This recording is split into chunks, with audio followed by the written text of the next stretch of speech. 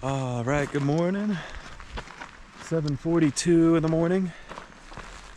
My watch says 57.2 degrees, but the thermometer on the van, which I would certainly trust more at this point, says 35 degrees, although it feels to be warming up quickly. It is June 21st. It is day number 80, and getting back on trail after 4 days off. So here is Midnight, Cowgirl, I should say Midnight, Xena, and Cowgirl in that order. Walking back up to the trailhead, probably like 3/4 mile or something to get back up to the trailhead here from where we left off. But yeah, man, we dropped Martin back off at Herman Gulch on the way out from Arvada. And yeah, had a great few days. So let's see, went to a Rockies game down at Coors Field. Saw the Rockies play the San Diego Padres, and no shade to the Rockies fans, but it was pretty exciting that the Rockies actually won this game too, so that was pretty cool. Meanwhile, elsewhere in Denver, the Avalanche won Game 2 of the Stanley Cup Finals, so that was pretty cool. Yeah, but it was Martin's first baseball game ever, which was great. We were able to get him a couple of baseballs. If you go to enough baseball games and have the right amount of hustle, you might be able to get your friend a baseball.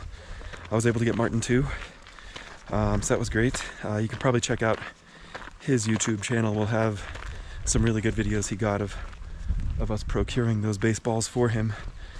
But yeah, great game. And then also met up with my friend Heather from back east, who's been out in Colorado for nigh on a decade now. Spent some time with her, got some coffee, got a few beverages, and then stayed with her and her brother and her husband back at their place. We also went and checked out Red Rocks, which is a venue I've never been to in Denver, which is obviously pretty fantastic. I'm sure everyone's heard of Red Rocks. Yeah, so that was pretty cool. There was no show that I attended, so I was a little conflicted as to whether I wanted to visit the venue without having a show, but you know, whatever, it is what it is. Happy to see it, and it is a beautiful venue. And then let's see, we also went and saw Top Gun 2, which is fantastic, amazing movie, everyone loved it. And then gave myself for the first haircut of the trail, first beard trim of the trail, which is great. Got some new shoes, got some new gaiters and leg compression sleeves. I think with that we're pretty well all caught up, and that's really all I got for now. So we'll get back down to this trailhead, and I'll check in with you guys later.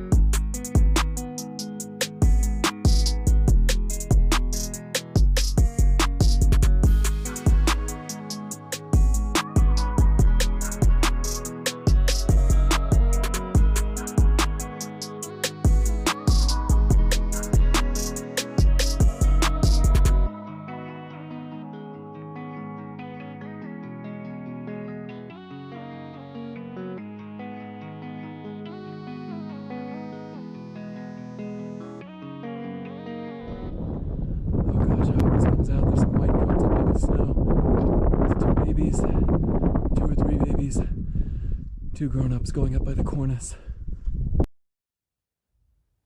There's baby white mountain goats, 2 grown-ups, and 2 or 3 babies. Those are the first ones I've seen of the trail. I was hoping I'd see some. Oh, they just tucked behind a ridge. Man. There's the zoom.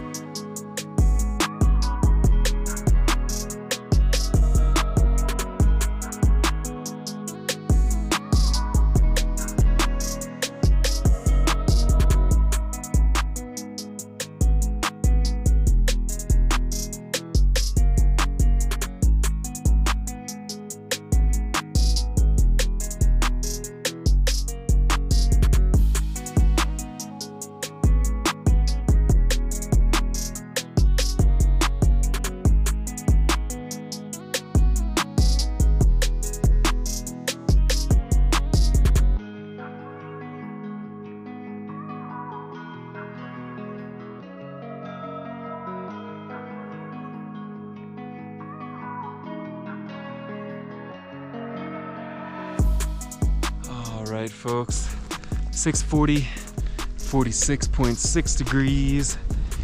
Not yet to camp, but it's just kind of just over this hill is where I'm going to post up. You might see, oh no, I can't see her, I'm sure you can't see her.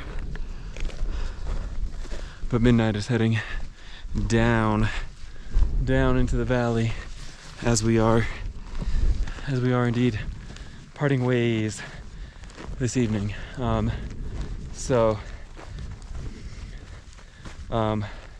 I'm really excited about a little strip of trail right here called the Argentine Spine, and it'll take me, let me see if I can point it out for you. Well, probably better to do it with graphics than with my trekking pole. So I'm gonna come just a little bit higher and then show you what we'll be doing tomorrow. So the Argentine Spine is a pretty significant ridge line, but I think not quite something that would classify as a knife edge. And it's ultimately gonna go over to Gray's Peak right there, about 10 or so, 11 trail miles over that away. The sort of more angled, sharp looking peak back there, of course, is sort of the sister peak, Torrey's Peak, which I will have nothing to do with on this hike. But anyways, the Argentine Spine will sort of follow along all of these sort of ridges. Way out there in the distance, there are some power lines atop the Argentine Pass. And then if you see those 2 high peaks, again, it's going to be Torrey's on the left and Gray's sort of the more rounded one on the right. Slightly looks higher from here anyways. And then moving along the horizon to the right, you'll see a sort of more flat, mellow peak, and then sort of more bumpy peak, and then a very sort of big round peak, which is Mount Edwards. So anyways, yeah, I'll follow along all these ridges over to Argentine Pass, and then follow that ridge over to Mount Edwards, and over those 2 sort of adjacent lower round ridges, and then up Gray's Peak tomorrow.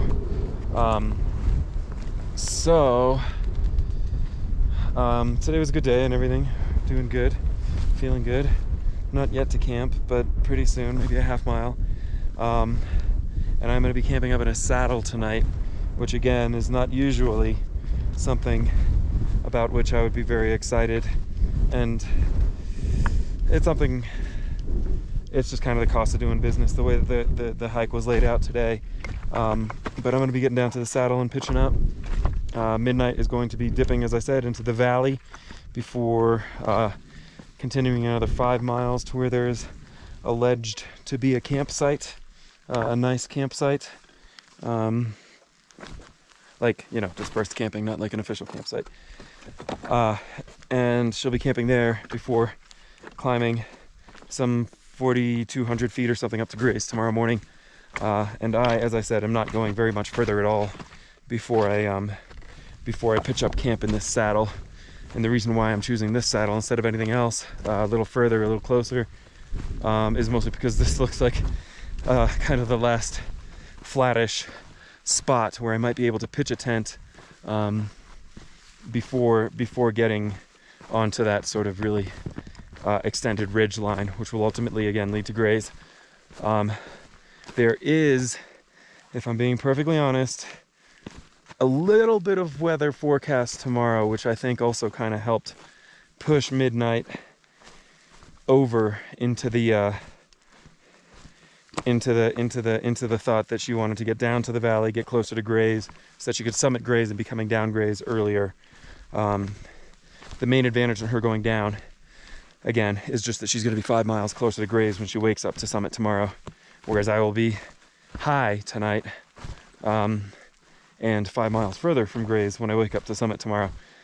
The weather forecast, it was something like, so when we checked yesterday, it said 50% chance of thunderstorms or showers or something starting around noon. And when I checked just now when I had service, it said, I think it said 30% chance of, showers starting around 2. And again, with Grays being 10 or 11 miles from where I plan on camping, for one, I like the trajectory of moving from 50% to 30%, and I like the timing of moving from noon to 2 p.m.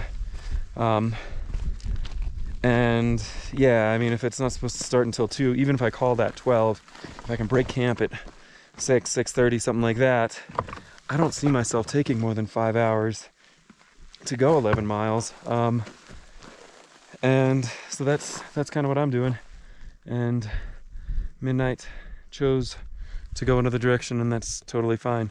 Tomorrow we will be meeting up at Herman Gulch,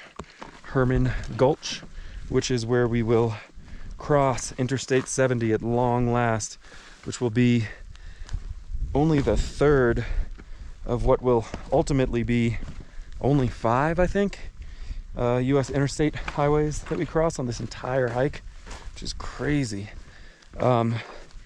Yeah, Tiffany's going to be meeting us down there with the van and everything else. So anyways, this has been a super long check-in. I don't think I'm probably not going to check in tonight. Sorry I didn't get any sort of lunchtime check-in. I think this will probably be my final check-in for the evening, just that I can kind of get down here, get set up and get processing, and hopefully turn in pretty early and wake up pretty early. But you might be able to see sort of my saddle now that I'm going to be camping in. So hopefully that should satiate whatever interest you may have in observing the condition in which I'll be camped this evening. So anyways, thanks so much. Great to be back on trail. I do have a couple of thank yous for folks who have donated. I will be giving those thank yous tomorrow because I like this new trend of dedicating views to folks who donate to the hike. So today definitely had some cool views, but tomorrow should have more appropriate, commensurate views for some of the generosity which I've received. So anyways, Blabberfest over. Day 80 over. I will talk to you guys tomorrow. Hey, alright guys, so I made it to camp. There's my tent. I know I said I wasn't going to check in again today, but I thought of other things I wanted to mention. But first I'll talk about the tent a little bit. So the sun is not setting that way, which is east. The sun is setting that way, which of course is west. Part of what informed this rather interesting sort of setup here is that they said that the winds are going to be switching in the forecast. They said that the winds are going to be switching to a mostly south wind with gusts as high as 17, which isn't, let me clean you up there, which isn't super duper strong, but strong enough for me to go ahead and take advantage of this little sunken spot here, and hopefully get some topographic assistance and wind protection. But yeah, so there was a couple other things I didn't mention about the break and news and things like that, and a couple other things. Well, one other thing I didn't mention about today and the hike today.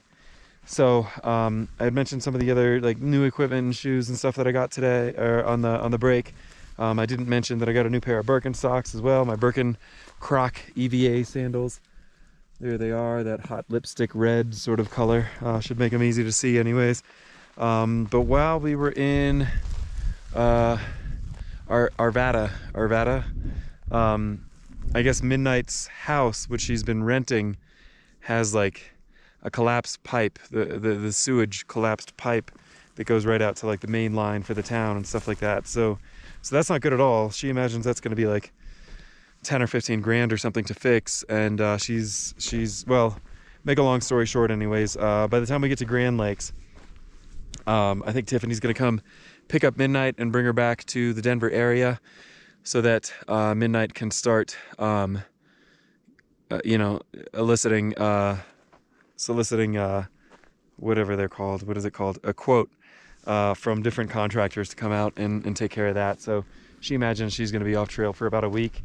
And frankly, I don't really want to jump off trail for a week. So we knew that this day was coming eventually because I want to do the Grand Tetons, and Midnight was gonna stay true to the official CDT, whatever that means exactly. But it looks like probably another 4 or 5 days or something like that, Midnight and I are gonna be saying goodbye, at least for the next while, because again, she'll probably be grounded for a week, and I will not be. So it'll take a while for that gap to be closed, but I think we're both kind of hopeful that maybe some while down trail we might be able to link up again, and certainly we'll still be in touch. Aside from that, the thing that I didn't mention about the hike today is that that crazy dog, dude. So we were walking along, me and Midnight were hiking along, and she was in front of me at the time, like, I don't know what, a tenth of a mile or something like that, and this dog came like wandering up to her, and the dog was like not in the worst shape I've ever seen a dog, not by any stretch of the imagination, unfortunately, but not in great shape. Like, okay, not cut up, but sort of shaking and panting quite heavily, and definitely in considerable distress. So Midnight was kind of confused and waited until I got there, but I mean, it seemed like a sweet dog and stuff. Not at all clear how long the dog had been out for, whether it was an hour or days, not really clear. But yeah, I have some extra cordage that I carry just as part of my kit, as a matter of course, and utilized that extra cordage for the purpose of fashioning a makeshift leash for the dog, and donated a bunch of my epic venison bar, sort of beef jerky, sort of pseudo beef jerky type stick thing to win the dog's affection. And then we hiked with that dog for like 1.5 miles or something. Luckily, there's a lot of like Jeep roads and ATV roads and stuff like that through this little section of trail that we were going through. And again, after 1.5 miles or whatever, a young couple from Iowa stopped in. The dog did have a collar, thank goodness, with not only the dog's address but the phone number of the owners of the dog. Anyways, we were able to hike with this dog for about 1.5 miles, and then waved down a Jeep, and or I think it was a Toyota or whatever, a car, and sort of explained to this lovely young couple from Iowa that we had just found this dog. They were going to Montezuma, the town nearest where I am right now, in the town where that dog lives, and they were kind enough to agree to bring the dog on into town and return it to its owner. So not sure what in the world the story is with that dog, how it got loose, or why in the world it was way up here at like 12,000 feet. But I'm a sucker for dogs, man. I mean, I'm a big sucker for dogs, and I'm really appreciative to that young couple from Iowa for agreeing to take him on and drive him home. Didn't look like a super young dog either, not the oldest dog either, but definitely had some white on his face, and he was a good dog. His name was Merle. So if you happen to know an old slightly older dog in Montezuma, Colorado, named Merle. Travelinbeat says hi. And with that, this version 2.0 of the Extended Blabberfest, I think, is over. So the trial night of Camping Without Midnight tonight is going to begin. I'll talk to you guys tomorrow.